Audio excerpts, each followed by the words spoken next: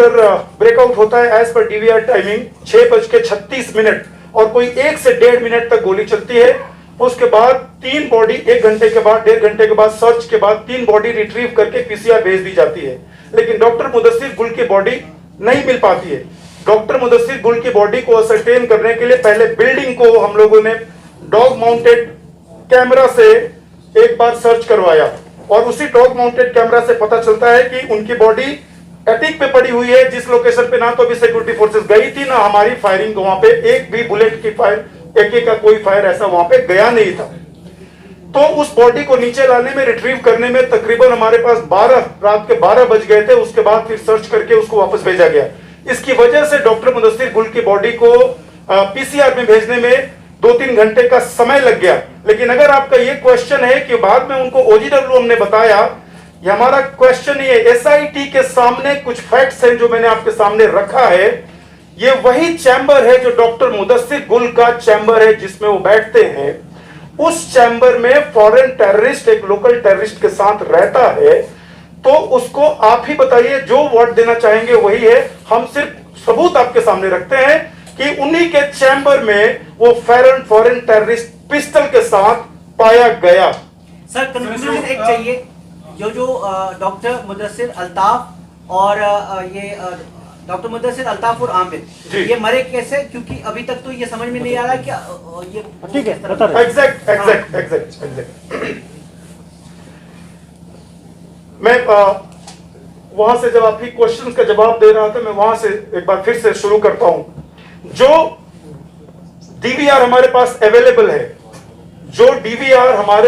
Available है, CCTV footage, उस footage और मौके पे जो चश्मदीद और सिक्योरिटी फोर्सेस के जो बयान है, उसके बेस पे सबसे पहले 6 बजे के आसपास आमिर को भेजा गया कि भाई अपने रूम से अपना फोन लेकर वापस आ जाओ।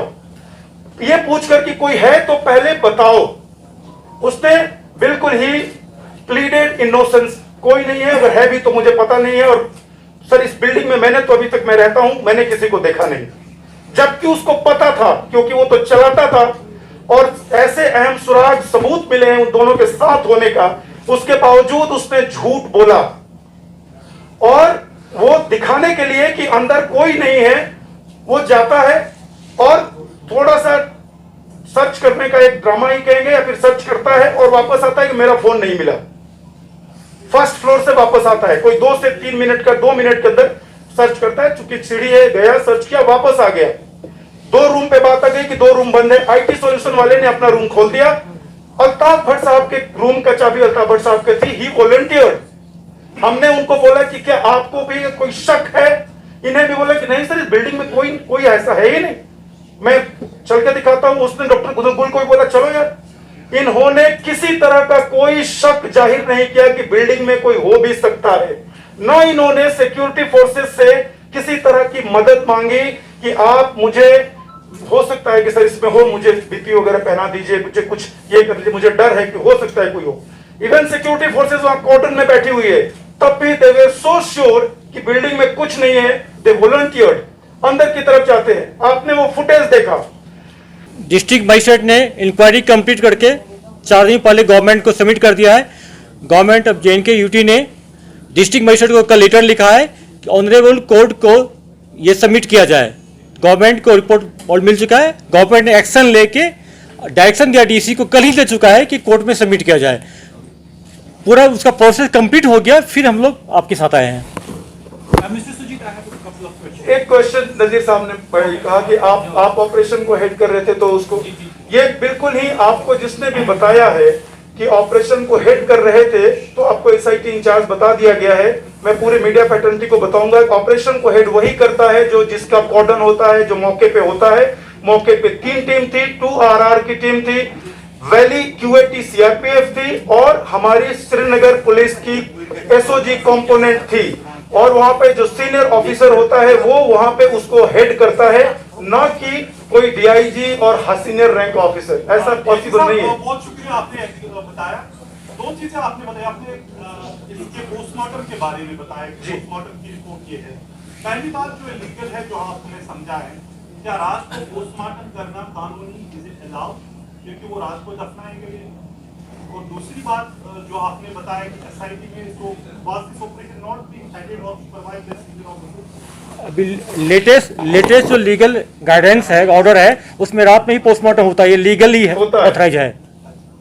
उसमें अगर लाइटिंग की व्यवस्था हॉस्पिटल में हो तो सुप्रीम कोर्ट ने ये ऑर्डर किया है कि आप पोस्टमार्टम कर सकते हैं।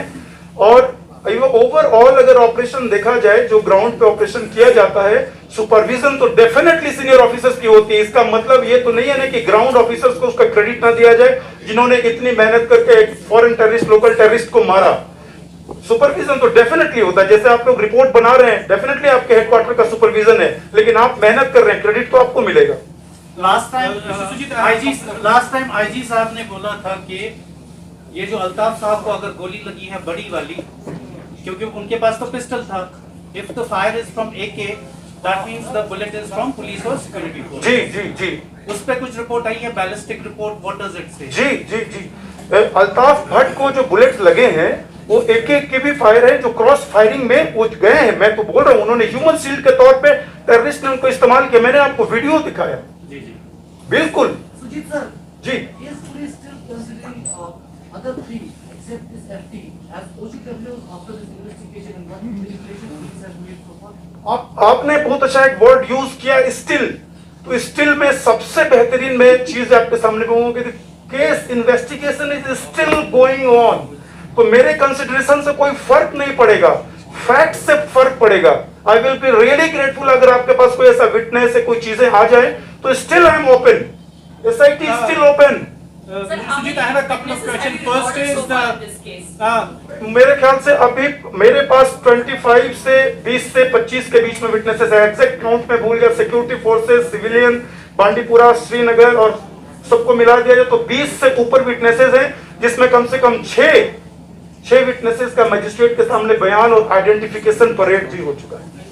Sujit, I have a couple of questions. First is that you are saying that you were actually waiting for please सुनने दीजिए, प्लीज सुनने You were दीजिए। waiting for the keys rather than you didn't break the lock. You waited for the keys. Second, Amir was in the hospital for 30 minutes. First question, why didn't he run away when he knew that he was about to caught? Second question is, as per eyewitnesses, they are saying कि अल्ताफ साहब को 3 बार ऊपर चढ़ाया था। 2 बार वो वापस आए, तीसरी बार he took along the Mudassir with him, and third time he didn't come. Is it so? दोनों प्रश्नों का जवाब मैं देता हूं। बिल्कुल, आमिर इसलिए नहीं भागा क्योंकि आमिर को जिसने उस स्पॉट से छुड़ाया था वो हमारे पास खड़ा था।